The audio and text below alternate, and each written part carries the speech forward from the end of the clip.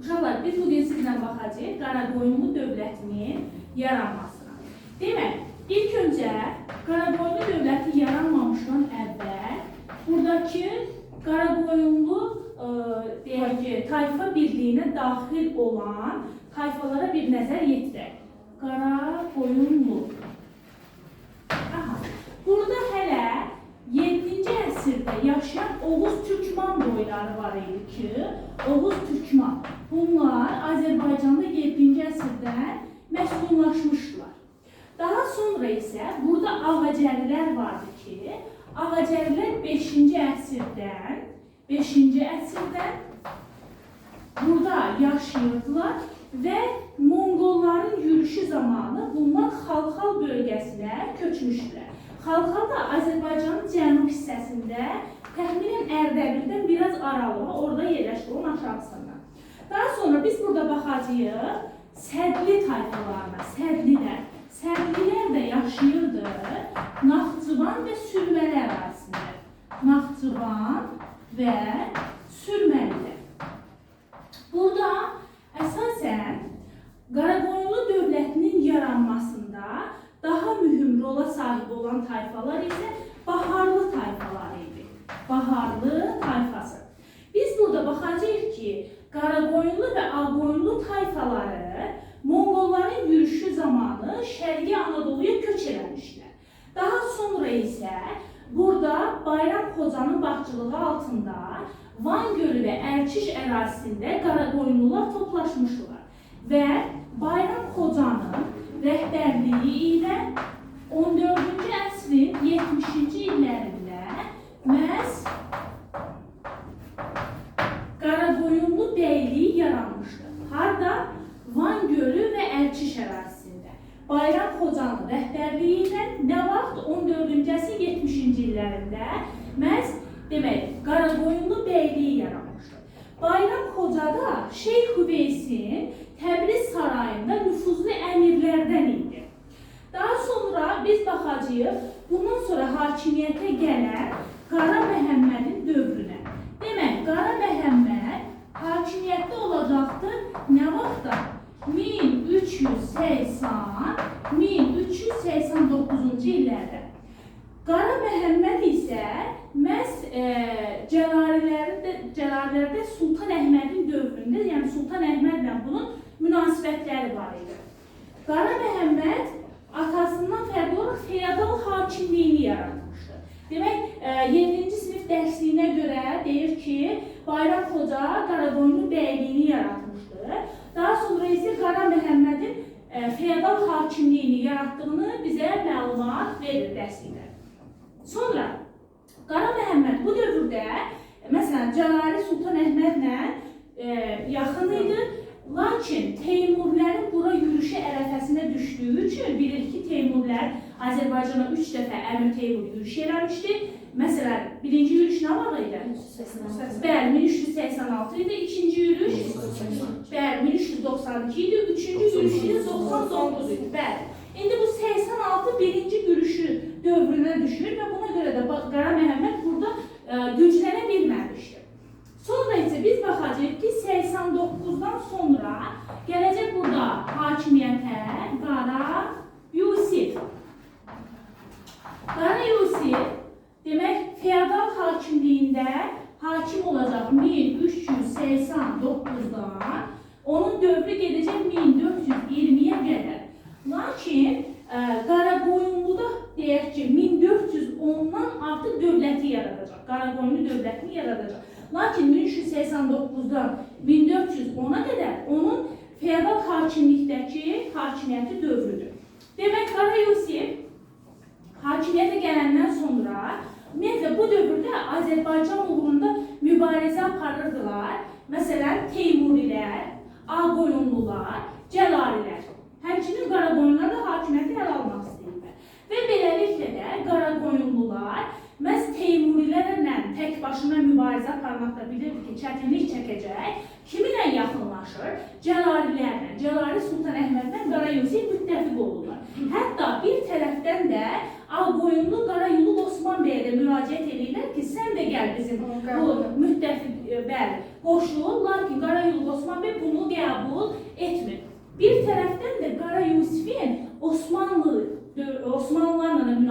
vəziyyəti yaxşı idi. Hətta Osmanlıda o dövrdə hakimiyyətdə İldırım Bəyazid idi.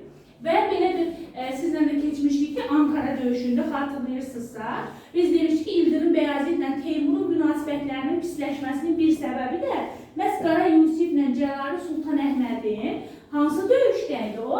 1394 Bağdad döyüşü baş vermişdi. Bağdad döyüşündə Qara Yusif və Cəlali Sultan Əhməd Əmir Teymura məğlub olmuşlar və sığınmışlar Osmanlı Sultanı İldırım Bəyazidə.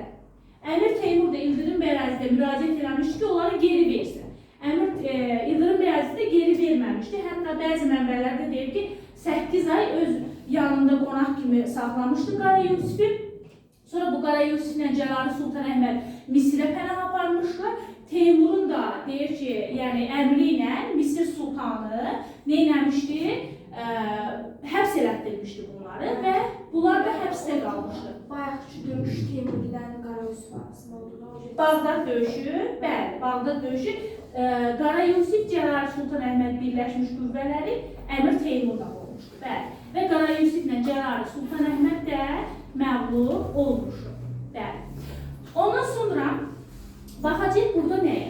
Demək, bu Qara Yusif bilirsiniz ki, Teymur ölür. Nə vaxt ölür Teymur? 1405-ci ildə. Bəli. Teymur öləndən sonra Qara Yusiflə Cəlali Sultan Əhməd də bunlar Misirdə həbsdəydilər də bilirsiniz. Həbsdən geri qayıdırlar. Geri qayıdırlar, gəlirlər Təbrizə. Özə bilirik ki, bu dövrdə də Təbrizdə kim idi? Şirvanşah İbrahim idi. Bəli, Şirvanşah 1-ci İbrahim idi. Və İbrahim də deyir ki, Qara Yusif geri qayıdır. Təbrizdə bilirik ki, 1359-cu ildən Cəlalilərin paytaxtı olmuşdu. İbrahim daha doğrusu Cəlali Sultan Əhmədin gəldiyini eşidən, Qara Yusifin gəldiyini eşidən İbrahim deyir ki, bu yerlərin həqiqi sahibi geri qayıdır. Əslində Cəlali Sultan Əhmədi nəzərdə tuturdu, çünki Təbriz Cəlalilərin paytaxtı idi. Sadəcə bu dövrdə də Şirvanşah Azərbaycanı bütöv şəkildə birləşdirmək uğrunda mübarizə aparmışdı. Hətta Təbrizdə ona müraciət eləmişlər. 1406'da o gəlmişdi Təbrizdə, bilirsiniz ki, bu Teymurləri məğlub eləmişdi orada və hakimiyyətini orada qurmuşdu. Lakin qısa çəkir 2 ay yenidən qayıdır Şirvanşahlar ərazisinə İbrahim. Və bunlar gəlirlər və burada Qara Yusif 1406-cı ildə Naxçıvan yaxınlığında Araz çayı sahilində döyüş baş verir. Araz çayı sahilində döyüşdə bir tərəfdə Qara Yusifdir, Qaraqoyunlular sülaləsində hələ dövlət yaranmırdı, bilirsiniz. Bir tərəfdə də kimdir? Teymurilərdir. Teymurilər məğlub olur burada. Qara Yusif qalib gəlir. Daha sonra ardınca 1408-ci ildə bunlar arasında baş verir Sərdurud döyüşü. Sərdurud döyüşündə də yenə bir tərəfdə Qara Yusifdir və digər tərəfdə də Teymurilərdir. Və bu döyüşdə də Teymurilər məğlub olur, Qara Yusif qalib gəlir və Azərbaycanın cənubundan Teymurilər tamamilə qovulub çıxarılırlar və Teymurilərin cənubdakı hakimiyyəti başa çatır. Biz xatırlayırsınızsa demişdik ki, bir də Şirvanşahların, daha doğrusu Kürdən şimaldakı torpaqlarda məhz Teymurilərin hakimiyyəti başa çatmışdı. Bu da İbrahimin Kür döyüşündə 1405-ci ildə. Kür döyüşündə məhz Teymuriləri məğlub eləməsi ilə idi. Cənubunda da 1408-ci ildə Teymurilərin hakimiyyəti başa çatmışdı. Düzdür, bundan sonra Teymurilər gəlir Azərbaycana. Məsələn, Şahruxun hakimiyyəti dövründə gələcəklər. Amma yəni hakimiyyətləri yoxdur burada. Hakimiyyətləri 1408-də artıq Qara Yusif tərəfindən başa çatdı, yəni qovulub buradan çıxarıldılar. Və bilirsiniz ki, Qara Yusiflə də Cəlali Sultan Əhməd müttəfiqdilər. Ta ki o hələ Bağdad döyüşündən də əvvəldən də bunlar müttəfiqdilər. Və Sultan Əhməd baxır ki, Qara Yusifin əhali arasında nüfuzu artır, Qara Yusifin Teymurilər üzərində qələbələri var və istər-istəməz müttəfiqlər arasında yavaş-yavaş narazılıq baş verir. Qara Yusif necə deyil, nüfuzun artması Sultan Əhmədi narahat edir. Hətta Sultan Əhməd Qara Yusifdən Həmədan yaylaqlarını istəmişdi. Lakin Qara Yusif Həmədan yaylaqlarını Sultan Əhmədə verməmişdi. Və bunlar arasında müttəfiqlik münasibətləri pozulur və müttəfiqlər rəqibə çevrilirlər, düşmənə çevrilirlər və 1410-cu ildə Təbriz yaxınlığında Əsəd adlı yerdə döyüş baş verir. Əsəd döyüşü. Kimlər arasında? Qara Yusiflə Cəlali Sultan Əhməd arasında. Və bu döyüşdə, buradan qeyd edək, Qara Yusif, Cəlali Sultan Əhməd. Və bu döyüşdə Sultan Əhməd məğlub olur, Qara Yusif qalib gəlir. Hətta Sultan Əhməd döyüşdə öldürülür və artıq demək Cəlalilər dövləti süquta uğrayır. Cəlalilər dövləti nə vaxt yaranmış? Xatırlayırsınızmı? 1340. Bəli, 1340-da harda yaranmışdı? Bəli, Bağdadda yaranmışdı. Paytaxt nə vaxt Azərbaycana yürüş eləmişdi Şeyx Üveys? Yox, bayaq dedim. 1359-da yürüş eləmişdi. Bundan sonra Təbriz olmuşdu paytaxt ta ki 1410-a qədər. 1410-da isə artıq Cəlalilər dövləti tamamilə süquta uğrayır və Kürdən cənubdakı torpaqlarda Qara Yusifin hakimiyyəti altına keçir. Şərqi Anadolu da, Gürcüstanın şərq hissəsi də və Qərbi İran və İraq da keçir Qara Yusifin hakimiyyəti altına və Qaraqoyunlu dövləti yaranır. Nə vaxt yarandı Qaraqoyunlu dövləti? 1410-cu ildən 1468-ci ilə qədər mövcud olmuşdur. Bundan sonra biz baxacağıq Qara Yusifin hakimiyyəti dövrünə. Qara Yusif əslində oğlu Pir Budağı gətirir hakimiyyətə və dövləti, bütün hakimiyyəti isə öz əlinə alaraq, yəni dövləti idarə etməyə başlayır. Bundan sonra deyir ki, buradan bu neyinir? Feodallar arasındakı o çəkişmələr, mübarizə azalır. Ondan sonra atlı suvari qoşun yaradır. Ondan sonra bu feodal əmirlərinə soyurqal adlanan torpaqlar bağışlayır xidmət müqabilində. Düzdür, bu əslində yaxşı bir addım olmur, çünki soyurqalın iləridə deyək ki, paylanması, geniş əraziləri əhatə etməsi, vergidən azad olması və sair irsi keçməsi, bunlar Qaraqoyunlu və daha sonra onu davam etdirəcək Ağqoyunlu dövlətlərinin mərkəzləşmə prosesinə mane olacaqdır. Neyse, qaydırıq Qara Yusifin dövrünə. Demək, Qara Yusif dedik ki, bu işləri görəndən sonra Azərbaycanın şimalını da öz hakimiyyəti altına almaq istəyir. Çünki Azərbaycan şimalında kimdir? İbrahimdir. İbrahim bu dövrdə yəni güclü bir siyasət yeridir. Hətta İbrahim 1407-ci ildə Şərqi Gürcüstana daxil olmuşdur. Şərqi Gürcüstanı özündən asılı vəziyyətə salmışdır. Hətta İbrahim 1410-cu ildə Əsəd döyüşündə oğlu Kəyumərsi Cəlali Sultan Əhmədə köməyə də göndərmişdi. Və Qara Yusifin İbrahimə, yəni gəl mənə tabi ol təklifini də rədd etmişdi. Düzdür, əslində İbrahimi bilirik ki, yəni dərin iti ağla siyasi biliyə malik dövlət xadimi idi, hökmdar idi və Şirvanşahların deyək uzun müddət daxili müstəqilliyini bura olan yürüşlərə baxmayaraq qoruyub saxlaya bilmişdi. Amma artıq Qara Yusiflə olan münasibətdə səhvə yol verir, doğru bir addım atmır və Qara Yusifin təklifini qəbul eləmir və beləliklə də bunlar arasında 1412-ci ildə Kür çayı yaxınlığında döyüş baş verir. Kür çayı döyüşü. Kür çayı döyüşündə belə deyim ki, İbrahimin müttəfiqləri kimlərdir? Gürcü çarı Konstantindir, onun əyallarıdır, Şəkar kimi Seydi Əhməddir. Bəli, bunlar yəni belə qruplaşmış müttəfiqlərdirlər Qara Yusifə qarşı Kür çayı sahilində döyüşürlər, lakin məğlub olurlar. Hətta məğlub olmaqla yanaşı İbrahimdir, oğlanlarıdır, sərkərdələridir, Gürcü çarı Konstantindir, onun 300 əyanıdır. Hamısı əsir düşür İbrahim Qara Yusifə və bəli, bunlar aparılırlar, deyək ki, həmin o Gürcü çarı ilə 300 əyan həmin dəqiqə edam olunur. Lakin Təbriz sənətkarları və tacirlərinin səyi nəticəsində İbrahim edamdan xilas olur. Hətta 1200 tümən də qızıl verilməli idi. Bunu da Təbriz sənətkarları və tacirləri yığaraq Qara Yusifə verirlər. Daha doğrusu, bəli, İbrahimin qarşılığında Qara Yusifə verirlər və İbrahim asıllığı qəbul edərək Şirvana geri qayıdır. Və beləliklə də artıq Qara Yusif Azərbaycanın şimalını da öz hakimiyyəti altına alır. İndi burada bir nüansa toxunum ki, İbrahimin dövründə iki dənə İbrahimlə bağlı Kür döyüşü var. Biri 1412-ci ildə Qaraqoyunlara məğlub olduğu Kür döyüşüdür. Biri də 1405-ci ildə məhz o Kür döyüşü idi ki, orada Teymuriləri məğlub eləmişdi. Mirzə Öməri məğlub eləmişdi İbrahim və Azərbaycanın şimalından onları qovub çıxartmışdı, Kür sayından qovub çıxartmışdı. Yəni 1405-dəki Kür döyüşündə İbrahim qalib gəlir, amma 1412-ci ildəki Kür döyüşündə İbrahim məğlub olur. Aydın oldu? Aha. Ondan sonra biz baxacağıq bundan sonra nəyə? Teymurilərlə olan mübarizə. Qara Yusifin, yəni bütün Azərbaycanı öz hakimiyyəti altına almasın, həmçinin Teymurilərin ticarət yollarının keçdiyi Sultaniyə və Qəzvinin tutulması artıq Teymurilərlə Qara Yusif arasında narazılığa səbəb olur və bu dövrdə də Teymurilərdə hakimiyyəti kimdir? Şahruxdur.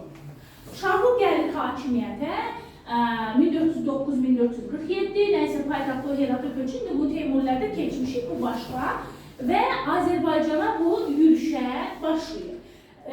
Nə vaxtdan? 1420-də deyək ki, Şahruq gəlir, Şahruq.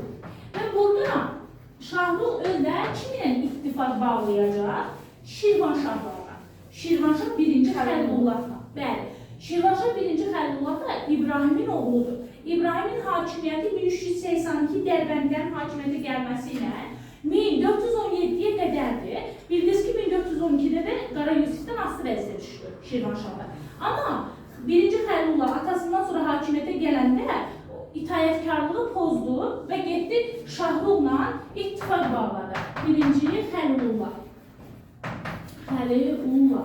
Demək, bu getdi Teymurilərlə ittifaqa girdi və bunlar arasında Qara Yusif ilə Şahruq arasında olan döyüşlərdə, ilk döyüşlərdə əslində Şahruq məğlub olmuşdu, Qara Yusif qalib gəlmişdi.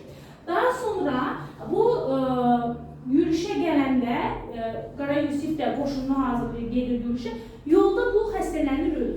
Xəstələnir öləndən sonra bu Qaraqoyunlu qoşunu da başsız qalır, dağılır. Şahruq da gəlir Qarabağa, həmin o Qarabağlı Xəlilullah gedir onunla ittifaq bağlayır və bunlar arasında 1421-ci ildə Alaşker döyüşü baş verir. Alaşker Təbriz yaxınlığında. Alaşker döyüşündə təbii ki, müttəfiqlər qalib gəlirlər. Bu dövrdə də hakimiyyətdə Qaraqoyunlarda Qara İskəndərdir. Yəni Qara Yusifdən sonra onun oğlu Qara İskəndər gəlmişdi hakimiyyətə. Qara İskəndər məğlub olur, yəni Qaraqoyunlar Alaşker döyüşündə məğlub olurlar. Hətta deyir ki, Şahruq öz hakimiyyətini bunlara tanıdı. Sadəcə burada atasından, yəni Əmir Teymurdan fərqli bir nüans var ki, burada qoşun saxlamır Şahruq. Sadəcə hakimiyyətini tanıdaraq, xərac alaraq geri qayıdır. Daha sonra 1435-ci ildə bir də gəlir, Təbriz döyüşü baş verir. Bu Təbriz döyüşündə bir də bir şey oluyor ki, burada Şirvanşahlarla yanaşı Ağqoyunlular da var ki, Ağqoyunlular. Bunlar da Qoyunlu. Bunlar da Şahruqun müttəfiqiydiler. Həm Şirvanşahlar, həm Ağqoyunlular. Təbriz döyüşündə yenə Qaraqoyunlular məğlub olurlar. Hətta Qara İskəndərin ölümündən sonra bu Qara Yusifin kiçik oğlu olan Cahanşahı Şahruq gətirir hakimiyyətə. Və Cahanşah 1436-dan hakimiyyət dövrü 1467-yə qədərdir, Muş döyüşünə qədər. Amma 1436-dan 1447-ci ilə qədər, yəni Şahruqun ölümünə qədər Teymurilərdən asılı vəziyyətdə dövlət idarə edir. Cahanşah hakimiyyətə gələndən sonra deyir ki, iri feodal əmirlərlə qarşı mübarizə aparır, oturaq əhali ilə və yaxud da ki, oradakı tacirləri himayə edir. Ondan sonra burada hərbi islahat keçirir, güclü ordu yaradır və s. Sonra isə biz baxacağıq, Cahanşah Şahruq öləndən sonra Teymurilərdəki mübarizədən istifadə edir və Teymurilər üzərində yürüş edir. Nə vaxt yürüş edir? Demək, 1458-ci ildə yürüş edir, hətta Teymurilərin paytaxtı Herata qədər gedir, çıxır, Heratı tutur. Lakin bunun oğlanları var idi ki, xeyirsiz övladları, Pirqudaq deyir ki, Bağdadda, Həsənəli də Təbrizdə üsyan qaldırırlar. Və belə olanda Cahanşah məcbur olur ki, 1459-cu ildə müqavilə imzalayır Teymurilərlə, xərac alır və geri qayıdır, ölkədəki üsyanları yatırır. Hətta Cahanşahın deyək ki, Teymurilər üzərində yürüyüşü zamanı Yezdi, Kirmandı, ondan sonra Əcəm İraqıdır, Ərəb İraqıdır, bu əraziləri də tutmuşdu, öz hakimiyyəti altına almışdı. Neyse ki, artıq da geri qayıdandan sonra oradakı üsyanları, ölkəsindəki oğlanların üsyanlarını yatırır. Sadəcə Cahanşah Kiçik Asiyada Ağqoyunlularla olan mübarizədə məğlub olmuşdu. Və bir də onu deyim ki, Şirvanşahlarla bunun münasibətləri yaxşı idi. Yaxşı münasibətlər qurmuşdu. Kiminlə? Belə deyim ki, 2-ci Xəlilullahla. Deyək ki, 1-ci Xəlilullahla yaxşı münasibətlər qurur. Hətta bunlar ikisi birləşirlər. Ərdəbil hakimliyinə qarşı mübarizə aparırlar. Samur çayı sahilində döyüşdə 1460-da, o Ərdəbil hakimliyində daha geniş keçəcək. Samur çayı sahilindəki döyüşdə Şeyx Cüneydi öldürürlər. Daha sonra Cahanşahı Osmanlı sultanı olan Sultan II. Mehmet deyir ki, Əcəm və Ərəb deyir Xaqanlarının sultanı deyilən və deyilən sultanlarının hakimi kimi adlandırmışdır. Daha sonra biz baxacağıq burada nəyə? Muş döyüşünə. Cahanşahın dövründə Ağqoyunlularla 1467-ci ildə Muş döyüşü baş vermişdir. Muş döyüşünə görə Cahanşah məğlub olur. Ağqoyunlu o dövrdə Ağqoyunlu bəy kim idi? Uzun Həsən idi. Qalib gəlir və Cahanşah bu döyüşdə öldürülür. Bundan sonra Həsənəli gəlir hakimiyyətə Qaraqoyunluda 1467-dən 1468-ci ilə gəlir.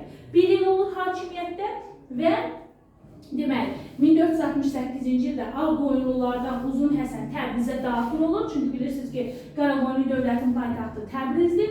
Təbrizə daxil olur və Qaraqoyunlu dövlətinə son qoyur. Bundan sonra isə Ağqoyunlu dövləti Qaraqoyunlu sülaləsini əvəz edəcək. Yəni Ağqoyunlu dövləti yaranacaq. Bu da Qaraqoyunlularla olan izah.